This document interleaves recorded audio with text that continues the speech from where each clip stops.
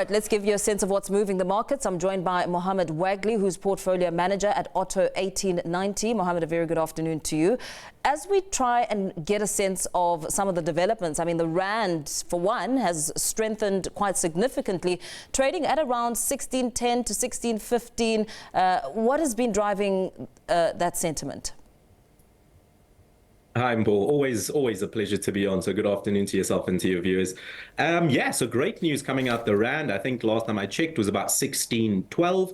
And if I was being completely frank, I think it's more a case of dollar weakness than it is rand strength. And the reason for that you touched on a little bit earlier, I think it's got to do with those yields coming down after the Fed, after the Treasury sort of started buying back bonds, especially the longer dated ones, at a much higher frequency. So that led to the yield coming down. And I think not just sort of the rand, but broadly speaking, sort of emerging market currencies did benefit from that. So from an individual perspective, if you were looking to externalize funds at any point, now would be a good time to do that. But it's always a bit of a double-edged sword. The corporates, especially those that are exporting most of their goods, I think the miners, they'd be looking at this a little bit more worried. But again, from an individual perspective, really good to see.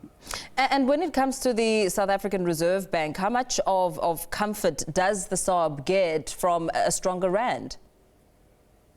Well, they do, they've got to bear that in mind. It is part of their mandate, to sort of keep that sort of at a sustainable level. So they will consider it. But I think, they will take it with a pinch of salt in the sense that this isn't something that is inherent to what is going on with the rand. It's more sort of a reaction to what's going on with the dollar, and they'll keep that in mind and be sort of very prudent. Within sort of the grand scheme of things, I think it was a bit of a surprise that they did choose to hold rates steady at the last meeting, especially after we got a terribly high, inflation number. So I think that's probably going to be the context that's a bit more important. But I can say that it definitely doesn't hurt, and the SARB will keep that in mind. You touched a little bit on the Fed. I mean, the minutes revealed a surprisingly hawkish debate. I mean, 3 policymakers actually favoring a rate hike. Is the market underestimating the risk of higher for longer US rates? Yeah, I think so, possibly. So what we knew sort of coming out of the meeting was that there were 3 dissenting voices, and the minutes were meant to give us a bit of an indication as to, how popular was that sort of narrative amongst the balance of the constituents. And what we saw was that, look, 3 voted, to hike rates, but amongst those that didn't, there was a bit of an acknowledgement that, look, we may actually have to hike rates at the next one, depending on the data points that come out. Subsequent to that, the data has been, good in the sense that it hasn't given more ammunition to want to hike rates at the next meeting. But it just gives you an idea that, this is what the Fed is thinking, albeit, a couple of weeks ago, and things do change, these are sort of static data points. But at that moment in time, the Fed were definitely, I would say, a little bit more hawkish than the market was giving them credit for.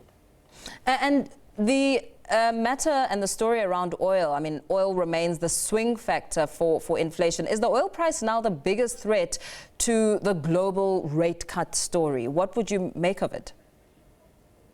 Yeah, I don't think I can think of anything else. It's really the biggest contender in that respect. You touched on it earlier, but Brent is now at 93 or almost $94 a barrel, which is incredible, up nearly 40% from the previous year. And that is almost entirely driven by what we're seeing in the Middle East, the unresolved situation in Iran, that Strait of Hormuz risk, which just hasn't gone away. If anything, seems to be getting worse, in the sense that, if I'm not mistaken, the UAE just suspended economic ties with Iran just earlier this week, and it doesn't seem, that this sort of war is going to end anytime soon, even though, and has been sort of very volatile the whole way through. I think there's been many moments this year where we thought it was very close to ending, but that happened so many times that I think, we've gotten a little bit numb, a little bit desensitized to it, and the market is really just pricing in that this is going to continue. So in a nutshell, yeah, I think the oil story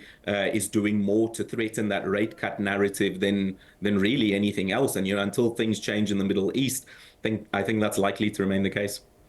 Very well. Thank you so much. Thanks for speaking to us. Always a pleasure to have you on the show, Muhammed Wagley, portfolio manager at Otto 1890.